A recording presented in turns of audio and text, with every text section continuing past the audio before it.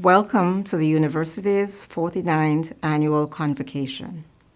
Today is an opportunity to celebrate the achievements of our faculty and staff. Another significant highlight of this program is the honoring of UNF's 43rd Distinguished Professor, Dr. Gordon Rakita, Department of Sociology, Anthropology, and Social Work in the College of Arts and Sciences. Before we ask John White to present the awards, I would invite our community to listen to President Szymanski as he provides a few remarks to open the occasion. Hi, everybody. I'm David Szymanski. I'm the president at UNF. It's my pleasure, my honor to be here with you today, even if it's virtually, as opposed to being in one of our auditoriums and getting to see you face to face. My message today is a pretty simple message. And it's a pretty unscripted message because it's pretty unscripted today. So you don't see me reading from a piece of paper. You never will anyway. But I think in particularly at these times, it's really about speaking with passion and compassion and speaking from the heart. And so our simple message is really the power of saying thank you. So what I want to do today is I really want to say thank you to everybody. Thank you for all that you've done. You know, we've continued to be better, stronger, make progress during this pandemic, during these most unusual of unusual times. You know, as professors, it's not easy for us to switch modalities and to get our students to switch modalities in the middle of a semester. And you did that so courageously. And as we entered the fall semester and you began to think about how you're going to teach and how you're going to have a wonderful experience for our students, you've been able to do that. You've been able to either do it online, remotely, hybrid, whatever it may be. As I talk to students, and I talk to students every week, they're really so happy with what our instructors are doing. And I tell people that's because you care. That's because there is a passion behind what you do and you care about their students. And so they're really pleased with their classroom experience. Obviously, a lot of them would like to be in a classroom so they can meet with one another, but they really are grateful. And so I want to share with you their thanks and make sure that you understand that as faculty, they are eternally grateful for what you're doing. And I tell them that if it's a great experience, it's because you're working really hard behind the scenes. So thank you for all that you're doing. I also want to make sure that we thank you for all the progress we're making as a faculty, staff, as well as students in terms of the institution. You know, we continue to be accessible. We continue to be affordable. We continue to make sure that our students graduate and they get jobs. You know, we're leading the SUS in terms of Pell Grant recipients year-over-year increases. This is the most diverse freshman class we've ever had. And it's a testament to our students, our faculty, people who make people feel safe. And you're making people feel safe. So I really want to thank you for that because the students will tell us that we think this is a safe campus. And that's great. And we also have students who are coming and they're staying. Our retention rates are at an all-time high. But in particularly because of your efforts to get students excited about not only your classes, but our curriculum in our institution. Students are not only staying, but they're graduating at record percentages. We're up like 10% in terms of our percentage of increase in graduation rates. We'll be up another 5% almost by the end of the year. We're in the top 8 in terms of the Carnegie classification for improved graduation rates. And that's not accidental. It's coming from your dedication, your commitment.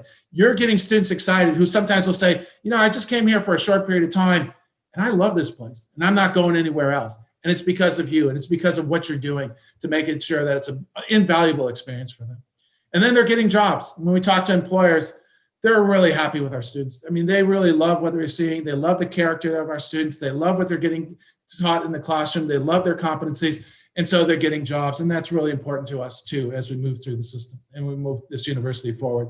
So we're better, stronger. We're more compassionate. You know, we're better people. We're thinking about others. We're thinking about how we can serve others better. We're also looking out to make sure others are doing well. Student well-being, faculty well-being, staff well-being. People reaching out to one another to make sure that they're safe. So I want to say thank you for all that you're doing to make sure that it's a safe environment. As we look and as we go through the pandemic, that shared responsibility message of social distancing, wearing masks, you know, making sure that we're getting tested appropriately, you know, has really made a difference for us. We're also one of the institutions that truly is leading the country in terms of our safety record. And so that's not accidental either. It's purposeful, it's intentional. There's lots of dedicated staff people, task force members, and a lot of you are on these task force. And so it's a total involvement, you know, as we do the town halls with faculty and staff, and as we continue to reach out to the students, they really want to have a real experience at UNF.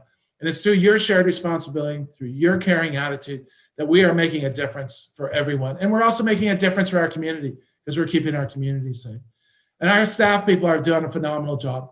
They help us persevere. As anybody who knows, we can't do everything as faculty members. We need this help. In fact, they are the people who are our experts who actually get us through the day. So we have people who are doing technology. We have people in our offices. We have people who are doing our curriculum. We have people who are teaching us how to be better teachers. That's important to us. And so I want to say thank you to all those people. I also want to say thank you to our staff who are our facilities people. They're also keeping it clean. They're also keeping it safe. And there are also people who are on the front line, going out there, making sure that they're cleaning your offices, making sure that they're cleaning the classrooms, and keeping our campus beautiful. It's even the people who do the mail. I don't touch the mail for 4 days, and people are out there delivering the mail. They're heroes. So there's a lot of heroes on our campus, and I want you to think about who those heroes are and reach out to them. There is a power of thank you. We've been getting emails from faculty and students and parents talking about how great of a job we're doing. And we make sure that we share those with all the people who are touching these individuals because it makes you feel better. People are working really hard, really selfishly, but really with commitment, dedication, heart, and spirit to make sure that we have a phenomenal university, and we do. And what makes us phenomenal and the thing that you can't duplicate are the people in their hearts, in their spirits. You can duplicate a lot of things. You can duplicate buildings. You can even duplicate curriculum to some extent, but you can't duplicate people's hearts and minds and how they care about individuals. And so we're known as a caring institution. And so I want to say thank you for all that you're doing. Thank you for those attitudes. Thank you for those perceptions. Thank you for working with our students, with our staff, and the students working with staff, and the staff working with faculty. In fact, hopefully I got through all the permutations. You sort of get it by now. But it really is one that we're all really proud. We're making it through the semester. We'll have another challenge in the spring. We'll have a challenge in the summer. We'll probably have a challenge in the fall. But through our resilience, through being adaptive, through being courageous, we're going to get through this. And we're going to get through it as a team. It's not one individual. It's not one entity. It's not one organization. It's not looking in one direction. It's really all of us coming together collectively to make a difference as a community, which we are. So I'm proud to be your president. I'm grateful to be your president. I'm humbled to be your president. But I want to make sure that we're all recognizing the fact that we're all part of the Osprey family. And at the end of the day, we do one thing together, and that is we swoop. So stay safe, stay healthy. Thanks for all that you're doing. And thank you, thank you, thank you. Thank you, President Szymanski. As president of our faculty governance, it gives me great pleasure to have this opportunity to acknowledge and celebrate some of the UNF faculty who have excelled in the various components of their work, whether that be teaching, scholarship, or service. These competitive awards highlight both the awardees' significant accomplishments as well as our university's continuous focus on excellence. I'd like to begin with the International Service and Leadership Awards. The Outstanding International Service Award recognizes staff members who have made a significant and lasting contribution to the internationalization of the university by enhancing student, faculty, and staff awareness and support of international activities, and therefore creating a campus climate conducive to an international ethos. This year, there are two awardees. The first 2020 Outstanding International Service Award is presented to Dana Deal.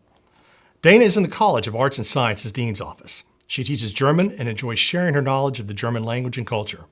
Dana has been awarded the 2020 Outstanding International Service Award for her contributions to international relations at the University of North Florida and the Jacksonville area. The second 2020 Outstanding International Service Award is presented to Sarah Morris. As the Assistant Director of Curriculum and Instruction at the English Language Program, Sarah works with people from various countries to help them not only improve their English abilities, but to also feel comfortable in the American university culture. She takes this responsibility very seriously, and it is her goal to continue introducing her students to American students to help improve the internationalization of UNF. She believes that her work in fostering relationships with other units, developing various on-campus programs, and coordinating initiatives that help ELP and UNF students has significantly contributed to the international climate on our campus. Next, the Outstanding International Leadership Award is meant to recognize faculty members who have made a significant and lasting contribution to the international education of our students. This year's recipient is Vanessa Cruz. Since joining UNF in 2005, Vanessa has gone on to receive 2 Fulbright Awards, a Scholar Award to Dublin, Ireland, and a Specialist Award to St. Pölten, Austria. The impact of these experiences ignited a passion for creating courses to allow our students to have similar experiences. The result was the development of a short film as well as a digital sketchbook course, both based in Ireland. She is hoping to offer these courses again in the near future when study abroad returns to UNF. Ann Pfister is Assistant Professor of Anthropology at the University of North Florida, where she teaches in a department dedicated to the four-field approach. Her research investigates the experience of deafness among deaf children and their families in Mexico City. To address the interrelatedness of human biology, culture, and language among deaf participants, she integrates the analytical lens of medical anthropology with sociocultural linguistic theoretical approaches. She uses a community-based approach that incorporates participatory and visual methods including photo voice, digital storytelling, and personal history timelines, and has been involved with deaf communities in Mexico City for over 16 years. Her research has appeared in Medical Anthropology, Ethos, Visual Anthropology Review, Collaborative Anthropologies, Medicine Anthropology Theory, and Annals of Anthropological Practice. Next, we have the Undergraduate Advising Award, which is presented annually by Academic Affairs to those who have made an outstanding contribution to the field of academic advising. The recipient of this year's award is Ashley Washington. Ashley is in the Colleges of Arts and Sciences. She earned both a Bachelor of Science in Communication degree and a Master of Education and Educational Leadership degree from UNF. She has worked at UNF for nearly 6 years in both the Office of Admissions and College of Arts and Sciences Advising Office. This award recognizes Washington for her outstanding contributions to the field of academic advising, her genuine concern for students, as well as her excellent communication skills and professionalism. It is a prestigious honor that shines light on a deserving member of the advising community. Our next award is the annual Presidential Diversity and Inclusion Award. This award was established by the UNF Commission on Diversity and Inclusion to acknowledge and honor exemplary efforts that promote, foster, and demonstrate understanding and appreciation for advancing and celebrating diversity and inclusion on campus. The individual receiving this year's Presidential Diversity and Inclusion Award is Christopher Jansen. Christopher Jansen, PhD, is an associate professor and the director of the University of North Florida's Center for Urban Education and Policy. Chris has authored over 20 journal articles and book chapters on topics related to educator preparation, community-engaged practices, and participatory approaches to organizational and community development. Dr. Jansen's community-focused scholarship is built from a commitment toward advocating alongside, rather than for those in historically underserved communities, and reimagining approaches to school-community partnerships in which schools and universities learn and grow from the wisdom and knowledge of the students, families, and residents within local communities. Dr. Jansen is part of national and local networks of community educators, leaders, and organizers who use democratic processes in communities to develop and facilitate community learning exchanges. CLEs are interorganizational, interracial, and multi-generational convenings designed to strengthen the social and political fabric of communities through individual and collective strengths, gifts, and assets. This CLE approach is described in a book Chris co-authored titled Reframing Community Partnerships in Education, Uniting the Power of Place and Wisdom of People. More recently, Dr. Jansen has focused CLE processes and pedagogies on multiracial conversations and convenings around issues of race and structural racism, working with organizations and groups, including the colleges and other units at UNF, the Jacksonville Community Remembrance Project and 904 Award, the Bowles School, Boys and Girls Club of Northeast Jacksonville, Jacksonville Kids Hope Alliance, the Eastbound Brotherhood, and Agape Family Health. The University of North Florida desires to provide recognition for those faculty who perform meritoriously in undergraduate and graduate teaching with funding by the Florida Legislature. It is my honor to present the 10 recipients of the Outstanding Undergraduate Teaching Awards. Ceresia Stallings-Smith. Ceresia is an associate professor in the Department of Public Health. She completed her doctoral work in epidemiology at Brunel University, London, and a postdoctoral fellowship at St. Jude Children's Hospital in Memphis, Tennessee. She teaches both graduate and undergraduate courses, including epidemiology, human diseases, and public health research.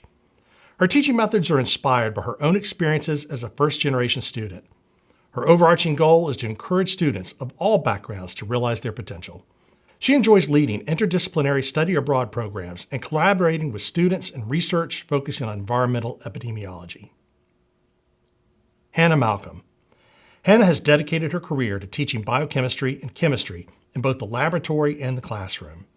Her research, conducted with undergraduate students, focuses on how bacteria sense and respond to their environment. This work is featured in publications from her lab. To further the education of students, she's created innovative assignments, such as real-world labs using cutting-edge technology and teaching methodologies, such as a YouTube channel. Her passion for teaching and chemistry is evident throughout her interactions with students and can be observed in the lab and the classroom. Russell Triplett. Russell joined the Coggin College of Business as a full-time faculty member in 2014. He regularly teaches courses in international economics, microeconomic theory, and statistics. His passion for teaching economics stems from a commitment to social science as a powerful method of inquiry and the joy of watching students engage in critical thinking and grow into sophisticated users of information. In addition, Russell is committed especially to promoting international education and global engagement. He is a regular study abroad leader and faculty contributor to the International Business Flagship Program. Shayla Golobaratko. Shayla is a multidisciplinary artist with exhibited installations, works on paper, sculpture, videos, and interactive projects in more than 200 exhibitions in museums and galleries on 4 continents, and yet has remained firmly committed to this community. Her research focuses on print media as the graphic science of democracy as a tool that focuses community building and information sharing to create new sociopolitical ecologies. She investigates ways that feasibility, sustainability, and venture creation are the natural outgrowths of an ethical printmaking, grassroots-run, people-powered society. Her efforts serve as a bridge between individual mastery and community activism, exploring the shifting boundaries of the information age as it relates to multiples and collective consciousness. Michael Charbonneau. Michael teaches courses on criminology and criminal justice at the graduate and undergraduate level. He recently developed a transformational service learning opportunity that is supported by a UNF Foundation Board grant and the Jacksonville Sheriff's Office. The initiative provides undergraduates with an opportunity to work with cold case detectives to review unsolved homicides for testable evidence and assist with ongoing efforts to digitize the case files of an estimated 1,500 unsolved homicides in Jacksonville over the last 40 years. Students have used their experiences in the course to secure competitive internships at federal law enforcement agencies. Mark Ari. Ari is creative nonfiction editor for Flock Literary Journal. He produces Eat, a publisher of audio chapbooks, including the Eat poem series. He publishes fiction, creative nonfiction, and poetry. His novel, The Shoemaker's Tale, received high praise in the New York Times, Kirkus Reviews, Jerusalem Post, and other trade and popular periodicals. He's a performing singer-songwriter, and he exhibits his visual art internationally. Ari is a MacDowell Fellow. He has also been awarded fellowships by Ragsdale Foundation, Fundación Valparaiso, UCross Foundation, and Hermitage Artist Retreat. For him, teaching is a glorious collaborative endeavor, and his students are wily co-conspirators. Swapnanil Roy. Dr. Zabjit and Sheila Roy, parents and professors, inspired Swap to become a teacher. Mr. Sundan Sengupta, his uncle, used excellent hand-drawn pictures to explain hard scientific concepts. Dr. Debasis Chatterjee, his English teacher at middle school, used the flipped classroom technique. Drs. Dipin and Jarna Sengupta were the reason Swap chose the United States for graduate studies. Dr. Aturunda and UB was the best possible teacher during his PhD, and his wife, Dr. Sanyani Roy, has added new dimension to Swap's teaching and views. Finally, his daughter, Ms. Anandi Roy, makes him discover every day that he is also a good toddler teacher. Jennifer Kilpatrick. Jen has dedicated her career to raising awareness for accessibility and inclusion for all. Her research is focused on the language and writing assessment instruction for deaf and hard of hearing students. She uses her experiences as a former teacher of the deaf and current teacher leader and researcher to prepare teachers of the deaf to join the fight to end language deprivation in deaf children. She has created collaborations such as the UNF Deaf Education Reading Buddies, Pen Pals, and Haiti Study Abroad programs to provide deaf education teacher candidates with community-based learning opportunities throughout their program. Constanza Lopez. Constanza is associate professor at the University of North Florida, where she teaches courses in Spanish language and Latin American culture and literature. She obtained her doctorate in Hispanic literatures from the Graduate Center of the City University of New York. Her topics of interest and research include Latin American literature of the 20th and 21st centuries, women's literature, autobiography and testimonio, gender and violence, cinema, human rights and migration, Hispanics in the United States, and youth cultures, particularly the culture of hip-hop. In 2010, she won the Victoria Urbano Critical Monograph Award for her manuscript. Trauma, Memoria y Cuerpo, El Testimonio Femenino en Colombia, which was published in 2012. The book was awarded the Montserrat Ordóñez Award in 2014. She has published multiple articles and presented her research in the United States and abroad. She is currently working on a manuscript entitled Collective Efforts, Reterritorialization of Spaces of Violence in Colombia. At UNF, she leads the oral history project, Voces y Caras, Hispanic Communities of North Florida, and the annual community event, Embroidering for Peace and Memory. Finally, I would like to present the final awardee for Outstanding Undergraduate Teaching Award, Dr. Angela Mann. Dr. Mann is also the recipient of the Community Engaged Scholarship Award. Angela is known to bring her students out of the classroom and into the community, including involving them in her community-engaged research and applying their learning to community-based problems. Much of her research centers on intervening in discrimination, marginalization, and inequities in the school system. This work involves partnerships with community organizations, including the American Civil Liberties Union, Southern Poverty Law Center, the Center for Children's Rights, the Florida Association of School Psychologists, and more, and has led into the introduction of several pieces of federal and state legislation and recognition of school psychology as a critical shortage area by the Florida Department of Education. It is my honor now to present two recipients of the Outstanding Graduate Teaching Awards. Tess Tuason. Tess is full professor, clinical director, and a licensed psychologist. Tess was born and raised in the Philippines, where she learned resilience of spirit, generosity of heart, and using one's personal power for transformative teaching and research. This is the second time Tess is receiving this award, the first time being in 2009. Receiving this award affirms Tess's deep connection with her students, solid advocacy for their counseling training, and a wealth of mentoring experiences she shares with them. External reviewer for her promotion letter wrote, "Tess is a faculty member you not only want to promote, but want to clone." Rob Haley. Rob is the director of the Master in Health Administration program and a professor with UNF's Brooks College of Health, Department of Health Administration. His research is focused on healthcare quality and patient safety. He served as an evaluator of graduate health administration programs for the Commission on Accreditation of Healthcare Management Education. Dr. Haley has co-authored many peer-reviewed publications with graduate students and serves as the advisor for all the graduate students in health administration.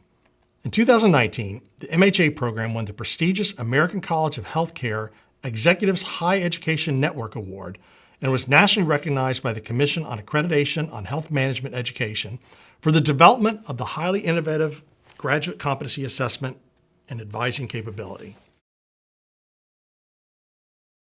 The University of North Florida desires to provide recognition to those adjunct faculty who perform meritoriously in undergraduate and graduate teaching.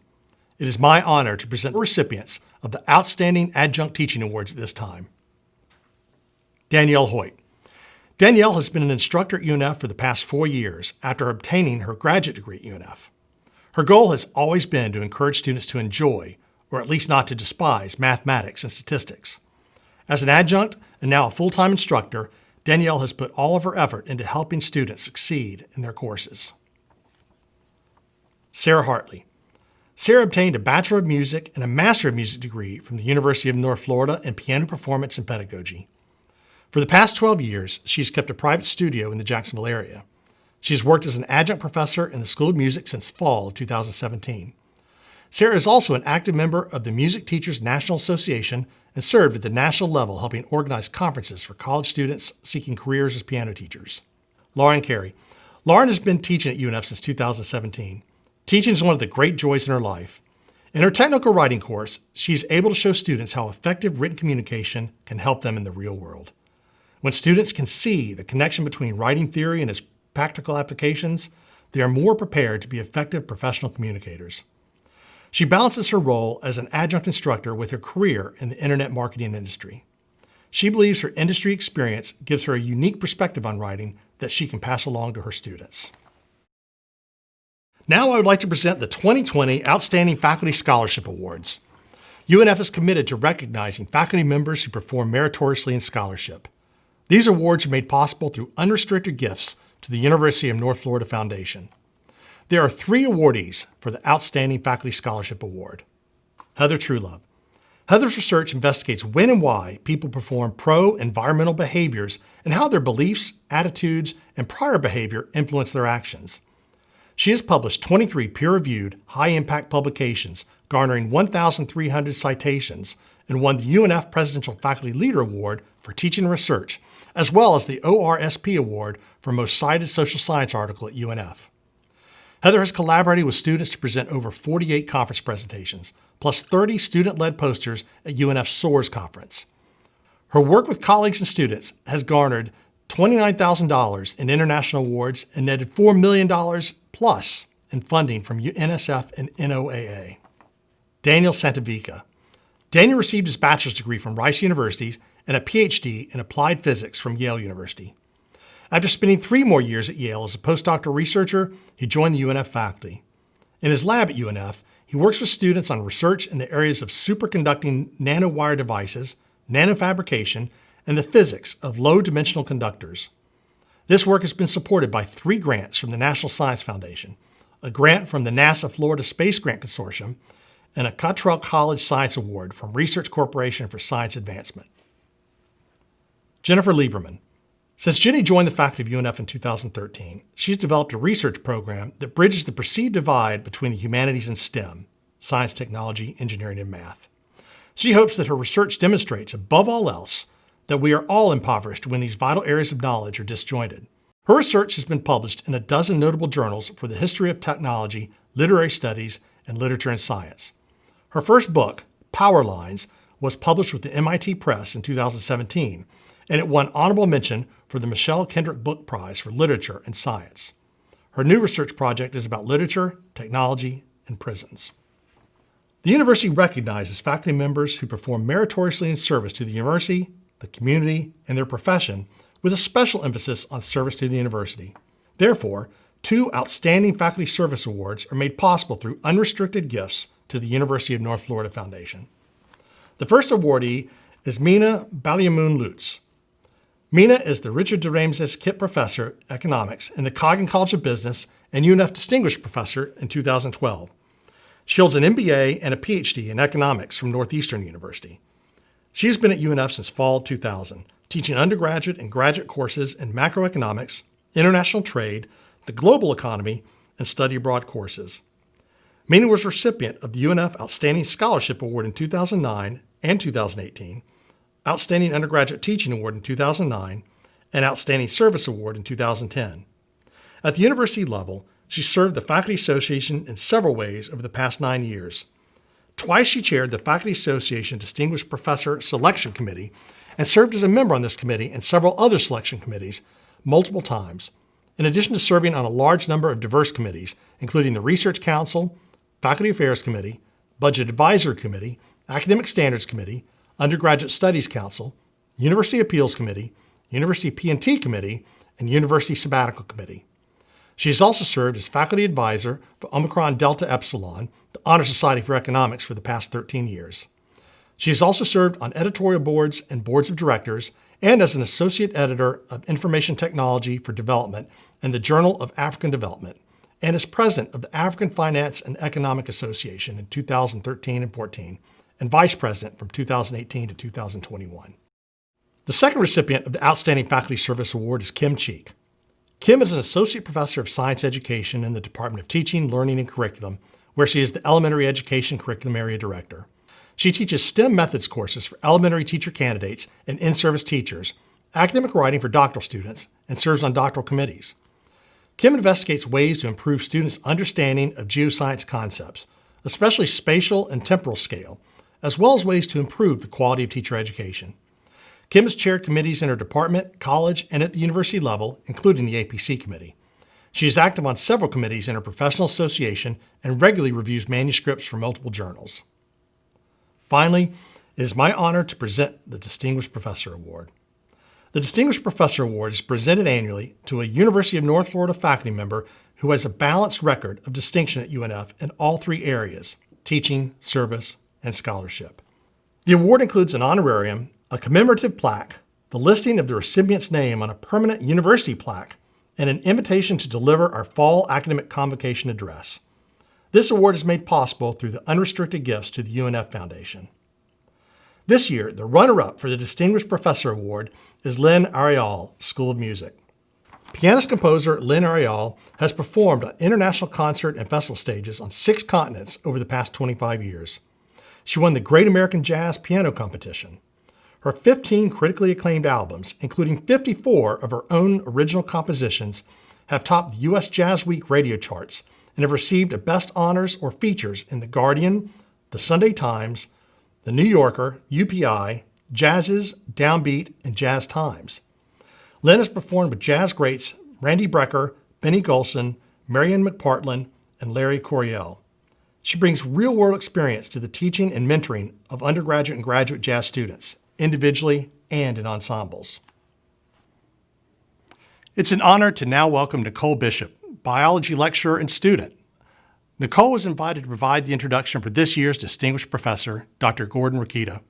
Following Nicole's introduction, we will hear Distinguished Professor Gordon Rokita's address to the faculty and staff at the University of North Florida. It is truly an honor to represent the numerous students Gordon Rokita has influenced over the past 17 years. My very first college class, Introduction to Anthropology, was incidentally the start of his career here at UNF in 2003. As a first-generation college student, I remember being very nervous that first day as I sat down in the lecture hall wondering what was to come that semester. After Gordon's first lecture, I was still very nervous. He was and is the kind of professor that sets high expectations for his students and for himself. Gordon's classes were challenging and rigorous, and I loved every minute of them. So much so that I declared anthropology as my major and went on to take every class he taught. When you completed one of his courses, you felt like you had not only truly accomplished something, but you had truly learned something.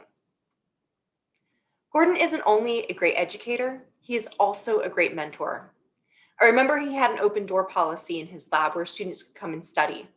He even provided hot tea and snacks. Many students, including myself, would spend hours in his lab talking with him.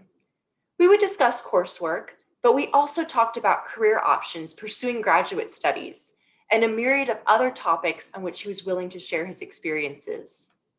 To this day, I'm still trying to figure out how he ever got any work done, given all the time he spent listening to our goals and dreams and helping us plan paths towards success.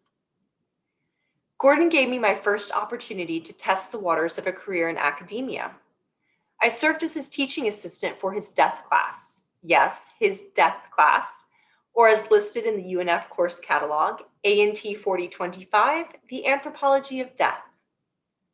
As the course TA, I got to develop material and read about pedagogy in higher education. I even got to deliver a lecture, which I was honored he would entrust me with. The following semester, I completed independent research, which resulted in a publication and an oral presentation at my very first professional conference. These were all opportunities that would not have been possible if it had not been for Gordon's mentorship. My example is just one of many from the thousands of students he has inspired over the years. Needless to say, those experiences had a significant impact on my career choice. And when I say significant, I mean a p-value well below the threshold of an alpha value of 0.05. That's a stats joke. Anyway, if a career in higher education was anything like my experiences working as a TA and doing research with Gordon, then I was in. I will be defending my own dissertation in January. I ultimately pursued a PhD in a discipline outside of anthropology because, as Gordon would explain, anthropology is difficult. I understand why you would have to switch to interdisciplinary ecology with a concentration in cellular and molecular biology. However, Gordon's example as an educator and mentor are the standard I hold myself to today. As a lecturer in the biology department here at UNF, I've used Gordon's model as a template for my own courses and student mentoring. I know if I can just accomplish a percentage of what he has, I'm on the right path. Any one of his former students could tell you how he is inspiring, skilled, knowledgeable, and anal retentive. Make sure any papers you turn in are stapled at a 45-degree angle with a standard silver staple. But it is my privilege to tell you that I stand here today as a product of his dedication to and passion for teaching, research, and mentoring. As such, it is my honor to introduce my mentor and my friend, the 2020 Distinguished Professor of the Year, Dr. Gordon Rikita.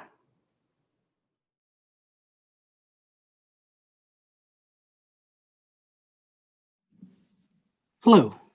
This is an odd way to receive this award, and indeed an unusual format for a convocation ceremony.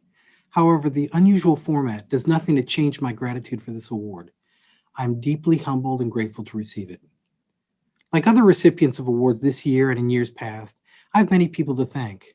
But most of all, I want to thank my family, my wife, Callie, and my sons, Nicholas and Sam. All three of them have supported me, made me laugh, pointed out to me when I was being foolish, and generally put up with me in their lives. I could not have accomplished much of anything without them. I think it's also important in the context of the COVID-19 pandemic to extend a very heartfelt thanks to some folks who often go unacknowledged. I want to thank all the staff and employees at UNF. Many of you are on the front lines continuing to do your job despite the added complications of the pandemic. The campus is as beautiful as ever. The buildings are just as well maintained.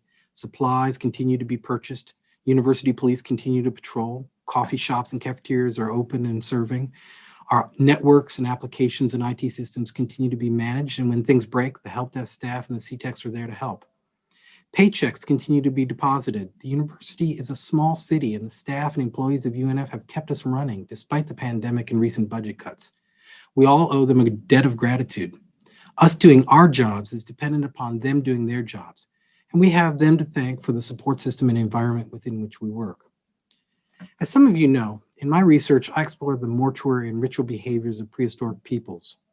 As my far brighter colleague Rick Phillips once said, I study what dead people thought about dead people.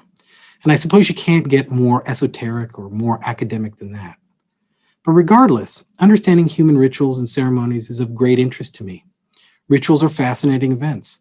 Rituals are typically set apart from everyday life and encourage focus and attention. They tend to be scripted, following a formal liturgy or set sequence.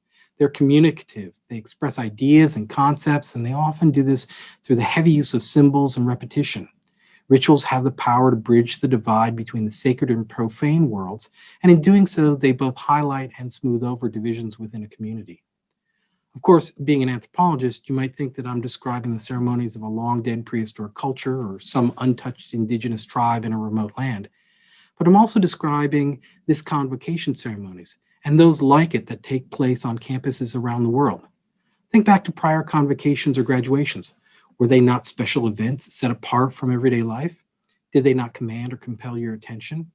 Convocations and graduations are scripted and communicative. We use symbols and language to communicate shared values during these events. We use these ceremonies to reinvigorate our commitment to collective ideals and principles. And one of the most potent ways we communicate at these ceremonies, indeed one of the ways we establish these events as rituals and not ordinary run-of-the-mill events, is through the clothing that we wear. At today's convocation, despite its virtual nature, you will see many of us, the university president, the faculty association president, and myself, wearing traditional academic regalia. These robes and hoods and cords and hats tell you that this is a sacred rite. So why this form of dress? Where did it come from and what does it symbolize? Why do faculty across the globe don such strange regalia when celebrating our most sacred rituals? Modern academic regalia is an anachronism from the origins of universities as institutions. Universities were established in the Middle Ages as an outgrowth of monastic and cathedral schools. The first universities, as we would recognize them, were established in the 11th through 14th centuries CE at places like Bologna in 1088, Paris in 1150, Salamanca in 1218, and Prague in 1348. These early universities were both an extension of earlier ecclesiastical institutions and took on medieval guild-like structures with their emphasis on apprenticeships. Gowns with cloaks and hoods were one of the monastic traits that university faculty maintained, even when such apparel became less fashionable outside of the academy. Indeed, the robe and hood were retained and prescribed in order to distinguish academics. This tradition has continued into the present. At Oxford, for example, robes were still required apparel for students sitting exams into the 1960s. Academic regalia symbolizes the rich history of universities in the Western world. Each set of regalia additionally symbolizes something about the person wearing it. The presence and length of the hood and the shape of the sleeves indicate the highest degree conferred upon the wearer. The colors of the trim on the robe and hood represent the general field of study. green for medicine, brown for fine arts, light blue for education, dark blue for philosophy. The interior lining of the hood contains satin in the colors of the degree-granting institution. My own, the red and silver of the University of New Mexico. Go Lobos. Our regalia with their symbolism, the funny staves the marshal carries, even the music played at convocations and commencement make these events as much a ritual as a Catholic Mass, a Zuni Shalico, and the Jowosi ritual of the Caiabe of Brazil. But beyond knowing what degree an academic has attained, or from what university, what else do our academic regalia symbolize? Consider for a moment what other public officials wear robes. Back in 1950, historian Ernst Kantorowicz stated, quote, "There are three professions which are entitled to wear the gown: the judge, the priest, and the scholar. It signifies the inner sovereignty of those three interrelated professions. They should be the very last to allow themselves to act under duress and yield to pressure," unquote. He further stated, quote, "Why is it so absurd to visualize the Supreme Court justices picketing their court, bishops picketing their churches, and professors picketing their universities? The answer is very simple. Because the judges are the court, the ministers together with the faithful are the church, and the professors together with the students are the university. They are those institutions themselves," unquote. Put another way, universities are one of the few public institutions in our society that should be governed and run by the inmates. Like the feudal monasteries and guilds upon which we are modeled, we are self-organizing entities that should jealously guard our decision-making rights. Our bosses, department chairs, and directors of schools cannot tell us what to study. We can allow our research agenda to follow whatever thread might interest us. While my chair can assign me to teach a particular course at a day and time of her choosing, she can't control the structure and content of the course. We academics, like our guild and monastic forebearers, are self-governing. We have our own committees and we elect fellow faculty members to serve on them. We select our own leaders, and an administrator who ignores the will of the governed does so at their peril. This is distinctly different from corporations and other such organizations in our society. While universities had their origin in feudal economic and political systems, modern-day corporations and capitalism emerged during the mercantilism of the 16th century. But universities do not share a corporation's profit-making goals. This history and the current capitalist setting of most universities leaves the academy with no small amount of cultural mismatch between academic sensibilities and contemporary culture and ethos. Despite being viewed as static conservative ivory towers, and certainly they can be that, universities are also centers of new idea generation, often innovative and progressive ideas. Indeed, the innovation of universities springs from the self-organizing nature of universities. If we take as a given that faculty and students are the university, and that the purpose of a university is to generate knowledge and understanding and share them with the public, then we must accept as critical the interaction between these two groups, students and faculty, in classrooms, laboratories, studios, libraries, seminar rooms, and even the community. Faculty and students' pursuit of new knowledge and understanding is the raison d'etre of the institution. All other activities of the university must be in service of that pursuit. Now, I'm not so naive as to leave that last sentence unqualified. A modern university is no longer the same sort of organization or in the same social, economic, political context as, say, Charles University of 700 years ago. Capitalism, the Enlightenment, and democratic governments have emerged, and universities are embedded within our modern society. Our own institution is a public university with significant governmental oversight through a state board of governors and a legislature. Numerous state and federal regulations must be complied with and constrain what we can do and how we do it. We have to engage in marketing to entice people to our campus. We need lawyers to keep us out of jail, accountants to keep us solvent, IT professionals to manage and protect our information systems, HR offices, groundkeepers, maintenance personnel, and all manner of managers and directors and vice presidents. But my point is that despite the cultural disconnect between the faculty on the one hand and the administration and staff on the other, the faculty should have a significant role in the running of the university, especially any part of the university which impinges on the shared pursuit of knowledge. This is why we describe the structure of authority and decision-making in universities as a shared governance model. The faculty, recognizing our need for a robust infrastructure and context for the pursuit of knowledge, share decision-making authority with others. This shared governance structure contains that cultural tension between faculty on the one hand and those with whom we share authority on the other. What is the faculty's prerogative and what is the domain of the non-faculty leadership of the university? I think most faculty would cede many decision-making aspects of the modern university. Yet the parties sharing governance are often at odds with each other, not just here at UNF, but at universities across the globe. As Derek Bach stated in 2003, quote, "There's much talk today of the need for quick, streamlined mechanisms for making decisions to exploit new opportunities in a rapidly changing world. Shared governance and faculty participation, it is said, are expensive luxuries that enterprising universities can no longer afford if they wish to keep up with the competition," unquote. In my time at UNF, I've heard a variety of rationale for not involving faculty in decisions. However, there are reasons to encourage and even seek out faculty engagement in governance and decision-making. For example, faculty are uniquely qualified to identify how actions and decisions will impact research and teaching efforts. Also, unlike other employees, faculty, especially after tenure, are often committed to an institution for the rest of their careers. Thus, they are heavily invested in the success of the university and have the most to lose from unwise decisions. Moreover, faculty often have concerns for broader institutional and societal issues and are not nearly as self-serving as often portrayed. Consulting with faculty often avoids or at least tempers the negative blowback from faculty when decisions are promulgated from on high. Finally, divisions of non-academic from academic matters are artificial, as all matters at a university will typically have at least some level of impact on academics, and vice versa, academics will frequently impact non-academic matters. I think this last point is particularly germane. We are all in this together. If the academic enterprise fails, then the university fails. But without the infrastructure, resources, and support of the non-academic portion of the university, the academic enterprise fails just as surely. Consider some of the fine, well-respected institutions we as academics admire, but which have failed to financially thrive in recent years. Now consider some of the for-profit institutions that have succeeded financially, yet academically and perhaps ethically are hollow. Universities like ours, whether we like it or not, need to attend to both the academics and the non-academics, and that means navigating the disparate cultures of academic and non-academics. So that takes me back to ritual. One of the amazing things about ritual is that it can unite disparate groups.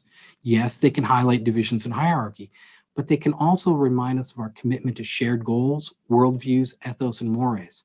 Rituals bring us together in communion, a word closely related to community. Academic rituals like graduation and convocations and the regalia we wear remind us all of the history of academia and the centrality of the faculty and students to the nature of the university. It's no coincidence that President Szymanski does not wear the three-piece suit of a corporate CEO at this ceremony, but rather the robe and hood of the academic that he is.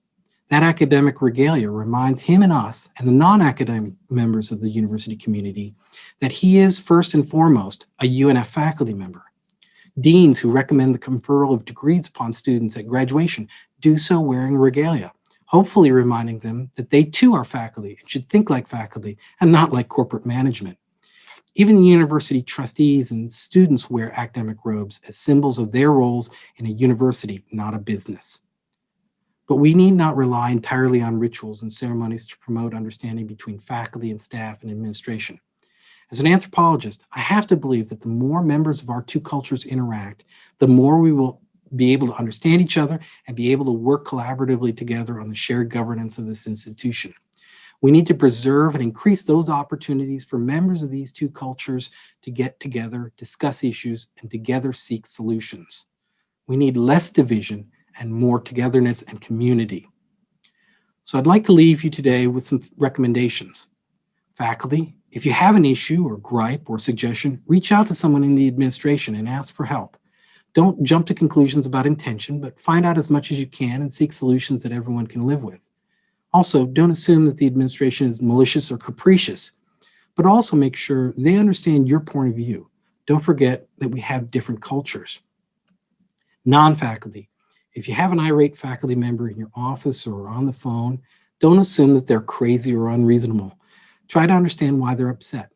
Often it's because we care about something fundamental to our academic culture, and that's what this place is all about. Also, don't assume that we won't understand the constraints and issues you're dealing with. We often step out of our ivory towers. You might be surprised at what we know, and we might be able to help you come up with a clever solution. Everyone, look to find those aspects of the university structures that differentially and negatively impact the least powerful of us, and work proactively to dismantle or change them. We all want to work in a university where we all can succeed and grow. Seek to understand where others are coming from and practice empathy. Also try to find and exploit opportunities to interact with members from the other culture. Our cultural differences can only be overcome through mutual understanding. And finally, everyone, go out of your way to thank someone each day. I get to practice this last suggestion right now as I say, thank you all for this incredible honor. Thank you, Gordon. Your address provided a needed historical perspective as well as important reminders of the academy's current relevance and collective contribution to society as we continue on a path of progressive change. Congratulations to all of the award recipients. Thank you all for joining in today's virtual 2020 Convocation program.